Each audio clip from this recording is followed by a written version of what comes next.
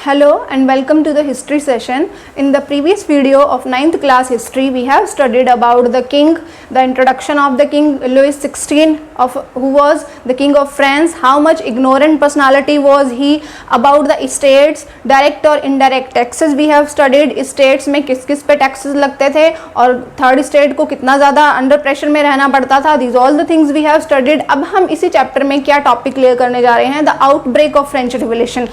French revolution का outbreak कैसे हुआ. तो पीपल बहुत ज़्यादा अनॉयड थे किससे, लुइस 16 जो किंग था उस टाइम फ्रांस का. तो people were very much annoyed और एंग्री. स्टेट जनरल असेंबली का फॉर्मेशन हुआ वहाँ पर फ्रांस में. किसका, स्टेट जनरल असेंबली का फॉर्मेशन हुआ. इसका मतलब क्या था कि तीनों स्टेट से एक एक रिप्रेजेंटेटिव्स आएगा. Means one state is equal to one vote. एक स्टेट से एक ही वोट आएगा, मतलब कि एक स्टेट की पूरी सहमति के साथ एक वोट आएगा कि तब वो डिसीजन फाइनल करते थे. तो अब क्या होता था, ये जो जनरल असेंबली थी ये क्या करती थी, ये डिसाइड करती थी कि टैक्सेस को कितना कम किया जाए, कितना ज़्यादा किया जाए. तो अल्टीमेटली टैक्सेस का जो प्रेशर था वो किस पे आना था, थर्ड स्टेट पे ही आना था, क्योंकि फर्स्ट और सेकंड स्टेट को तो प्रिविलेजेस थे, वो तो देते ही नहीं था टैक्सेस. तो with the help of king ये सारे डिसीजन लिए जाते थे. ये जो जनरल असेंबली थी, स्टेट जनरल असेंबली का रिप्रेजेंटेटिव्स कैसे बनता था, one state is equal one vote. एक तीनों जो स्टेट्स थी तीनों से एक एक रिप्रेजेंटेटिव आता था और ये डिसीजन लेते थे कि टैक्सेस को कम किया जाए, ज़्यादा किया जाए, कितने % बढ़ाया जाए. This all the policies were there. और ऑन 5 मई 1787 को क्या हुआ, एक मीटिंग हेल्ड हुई. किसकी, स्टेट जनरल असेंबली की एक मीटिंग हेल्ड हुई 5 May 1787. You will have to keep remember the history dates. As you know, history में dates और names को remember रखना कितना important होता है. You know very well about this all. तो 5 May 1787 को एक मीटिंग हेल्ड हुई जिसमें फर्स्ट स्टेट्स के 300 मेंबर्स थे, सेकंड स्टेट्स के 300 मेंबर्स और थर्ड स्टेट के 600 मेंबर्स थे.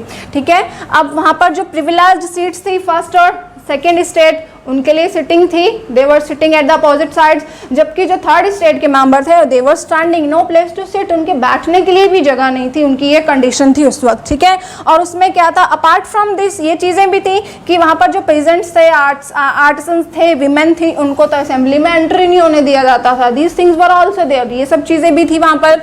अच्छा, अब थर्ड स्टेट ने क्या कहा कि ये मीटिंग तो वेस्टलेस है. अब वेस्टलेस क्यों है, क्योंकि अल्टीमेटली सारा जो बर्डन है वो उन्हीं के ऊपर ही आएगा, थर्ड स्टेट के ऊपर ही आएगा. तो क्यों ये मीटिंग हेल्ड की जाती है, तो एक फॉर्मेलिटी है, एक वेस्टलेस मीटिंग है.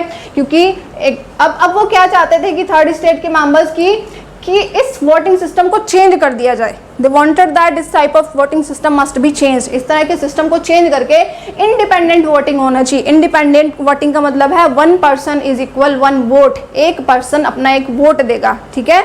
तो इंडिपेंडेंट वोटिंग सिस्टम होना चाहिए, वो ऐसा चाहते थे. लेकिन किंग तो एक्सेप्ट नहीं कर रहा था. King was not ready to accept this thing कि ये वोटिंग सिस्टम चेंज हो जाए. क्यों, क्योंकि वो भी तो किसका सपोर्टर था, वो भी तो फर्स्ट स्टेट और सेकेंड स्टेट का ही तो सपोर्टर था, क्योंकि वो उन्हीं का ही एक मेंबर था. ठीक है.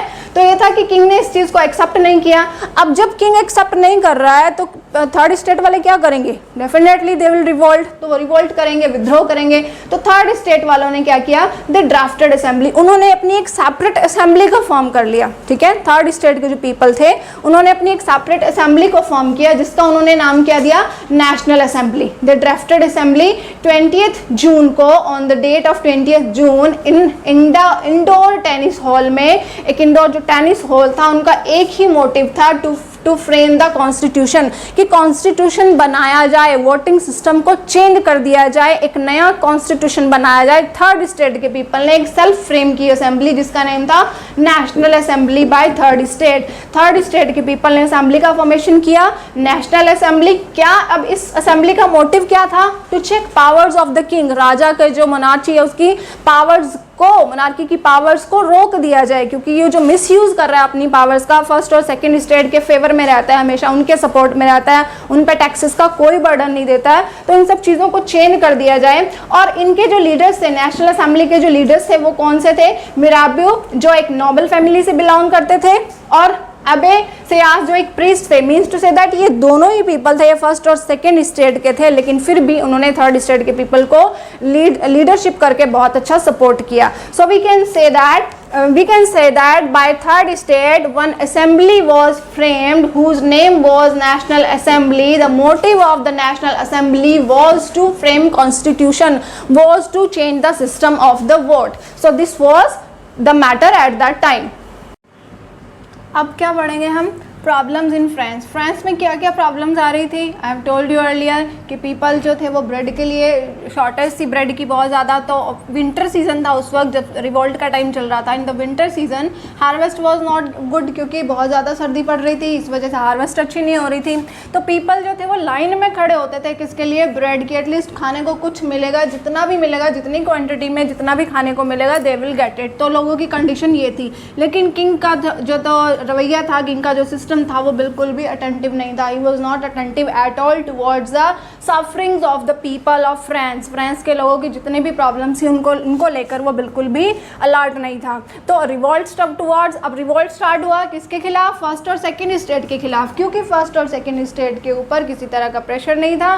दे were living a very comfortable life. First जो सारी प्रॉब्लम थी, ब्रेड की प्रॉब्लम, टैक्सेस की प्रॉब्लम, ये सारी प्रॉब्लम थर्ड स्टेट को फेस करनी पड़ी थी. तो थर्ड स्टेट ने रिवोल्ट स्टार्ट किया फर्स्ट और सेकेंड स्टेट के खिलाफ. अब इतना रिवोल्ट हुआ कि जो फर्स्ट और सेकेंड स्टेट के पीपल थे उनको अपने घर छोड़कर, अपने पैलेस छोड़कर बाहर जाना पड़ा. कुछ लोग किल हो गए, कुछ को जाना पड़ा. अब किंग ने क्या सोचा कि अब तो रिवोल्ट थर्ड स्टेट वालों ने अवेयर हो गए हैं, ये इन्होंने रिवोल्ट स्टार्ट कर दिया, अब तो मुझे कुछ करना पड़ेगा. He have to do something. तो उसने क्या किया? उसने वो अंडर प्रेशर हो गया. Now the king started taking decision in the favour of third state. अब उसने थर्ड स्टेट के फेवर में डिसीजन लेना स्टार्ट कर दिया, क्योंकि अब उसे लगा कि फर्स्ट और सेकेंड स्टेट के ऊपर ये जो क्राइसिस आया, जो संकट आया है, अब वो संकट उस पर भी आने वाला है, उस किंग पर भी, मोनार्की पर भी आने वाला है. तो उसने क्या किया? अब थर्ड स्टेट के फेवर में डिसीजन लेना स्टार्ट कर लिया. अब उसने रिकॉग्नाइज कर लिया, पहचान लिया किसको? नेशनल असेंबली को. National assembly was framed by third state to frame the constitution, to change the voting system. Constitution को बनाने के लिए थर्ड स्टेट ने जो बनाई थी. अब उस मोनार्की ने लुइस 16 था, उसने क्या किया? पहचान लिया, रिकॉग्नाइज कर लिया नेशनल असेंबली को. उसने कहा टू फॉलो द कॉन्स्टिट्यूशन, कि वो कॉन्स्टिट्यूशन जो बनेगा उसको वो फॉलो करेगा. Definitely he will follow that. अगर अदरवाइज अगर वो फॉलो नहीं करता है तो उसके हाथ से वो जो किंगशिप है, जो एम्पायर है, वो उसके हाथ से चला जाएगा. अब जब कॉन्स्टिट्यूशन बना उसको फॉलो कर लिया गया, किंग ने एक्सेप्ट कर लिया. पहले वो एक्सेप्ट नहीं कर रहा था, अब किंग ने जो एक्सेप्ट कर लिया उससे कुछ न्यू चेंजेस आए. क्या क्या चेंजेस आए? तो first change was there on 4 अगस्त 1789 को अबॉलिश कर दिया गया कि इसको जो प्रिविलेजेस मिले हुए थे बाय बर्थ, जो वो कहते थे कि हमारे पास अधिकार है, जन्म सिद्ध अधिकार हैं फर्स्ट और सेकंड स्टेट को, वो सारे बैन कर दिए गए थे. All were band. जितने भी फर्स्ट और सेकंड स्टेट के पास कंफर्ट्स थे, फैसिलिटीज़ थी, प्रिविलेजेस थे, उन सबको बैन कर दिया गया. कब? 4 अगस्त 1789 को, जब न्यू चेंजेस हुए in the favour of third state. किसने किया? किंग ने किया, क्योंकि वो अंडर प्रेशर था. किसके? थर्ड स्टेट के. और नेक्स्ट चेंज क्या हुआ? जो क्लर्जी के पास, क्लर्जी जो टैक्सेस पे नहीं करती थी, अब ये क्लर्जी को बाउंड कर दिया गया, चर्च के पीपल को बाउंड कर दिया गया कि उन्हें भी टैक्सेस देने पड़ेंगे. They have to pay the taxes, क्योंकि सबसे जो कन्वीनियंट लाइफ थी वो क्लर्जी पीपल स्पेंड कर रहे थे ना.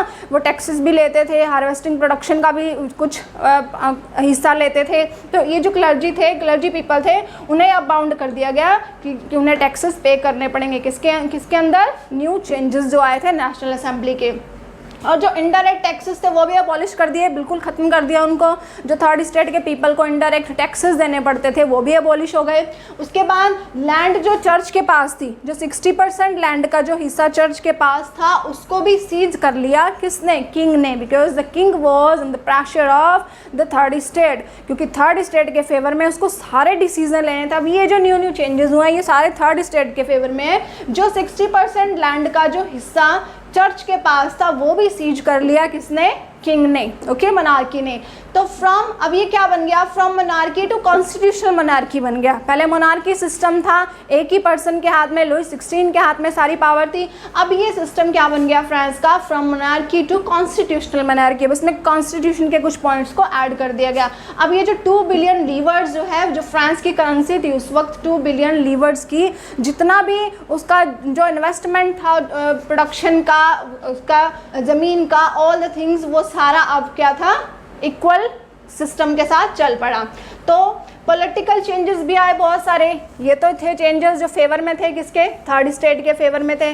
तो पॉलिटिकल चेंजेस आए, क्या बनने से, मोनार्की से कॉन्स्टिट्यूशनल मोनार्की बनने के टाइम में कुछ कॉन्स्टिट्यूशनल चेंजेस भी आए। क्या चेंजेस आए, वो थे पावर्स रिलेटेड।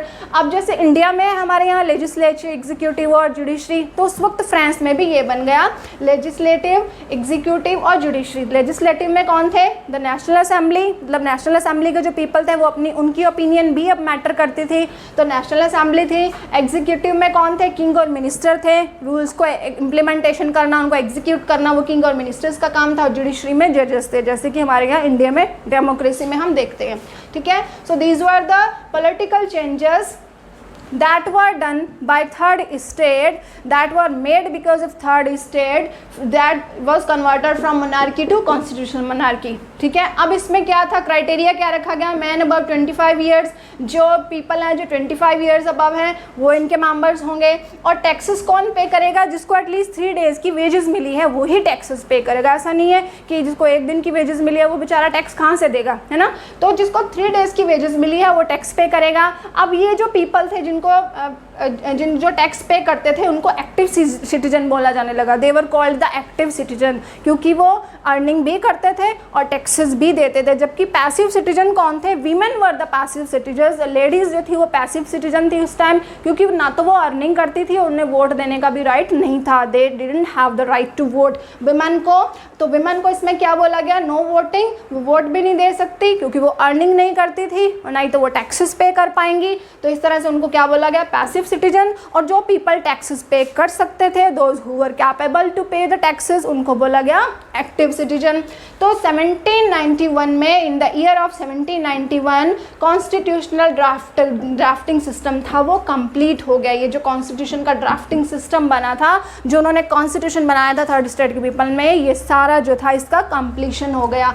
अब हम नेक्स्ट क्या पढ़ेंगे, पहले तो क्या बना था, मोनार्की से कॉन्स्टिट्यूशनल मोनार्की बना था फ्रांस। अब कॉन्स्टिट्यूशनल मोनार्की से फ्रांस रिपब्लिक कैसे बना, how did France become republic from constitutional monarchy. सबसे पहले ये क्या था, मोनार्की था, फिर इसको थर्ड स्टेट के पीपल ने कॉन्स्टिट्यूशनल मोनार्की बनाया। अब कॉन्स्टिट्यूशनल मोनार्की से फ्रांस रिपब्लिक कैसे बना, we shall study these all the things in the next video. I hope you all have understood these all the points.